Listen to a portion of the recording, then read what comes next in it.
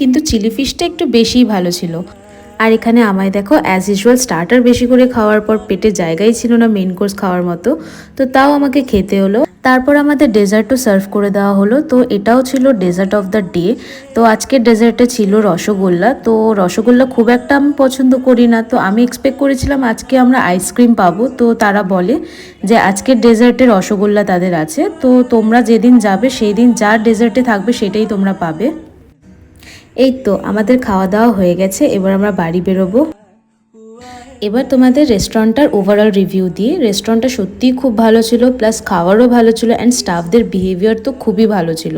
তো তোমরা এখানে অবশ্যই এসো আর এখানকার বাফেট অবশ্যই ট্রাই করো, কারণ আমাদের ভীষণই ভালো লেগেছে রেস্টুরেন্টটা।